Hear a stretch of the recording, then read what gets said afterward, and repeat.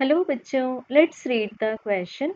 Consider a planet in some solar system which has a mass double of the mass of the earth and density equal to the average density of the earth. An object weighing W on the earth will weigh blank on the planet. So बच्चों हमें compare करना है किसी solar system के एक planet and earth को. So given है हमें कि सपोज अर्थ का मास है that is m e equals to m है अगर, तो मास ऑफ प्लैनेट इससे डबल है, it means twice of m. अब बच्चों दोनों के ही मटेरियल की जो average density that is rho earth अगर रो मान रहे हैं तो रो प्लैनेट भी क्या गिवन है हमें रो.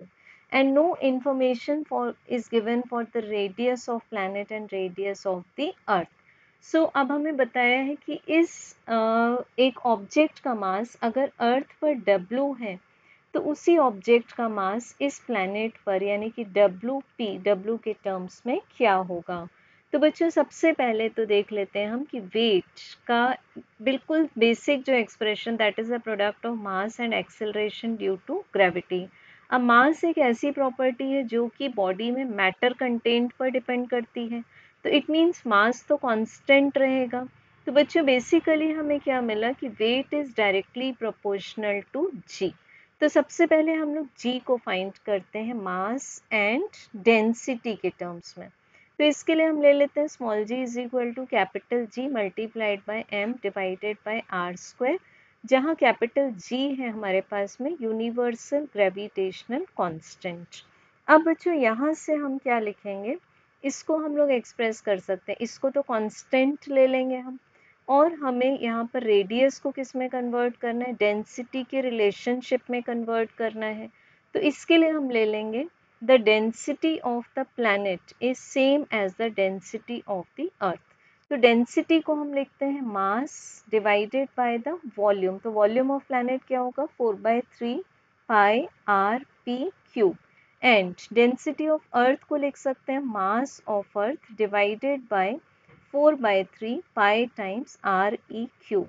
तो बच्चों यहाँ से हम देख सकते हैं कैंसिलेशन हो रहा है 4/3 पाई का, इस तरह से कैंसिल हो गया.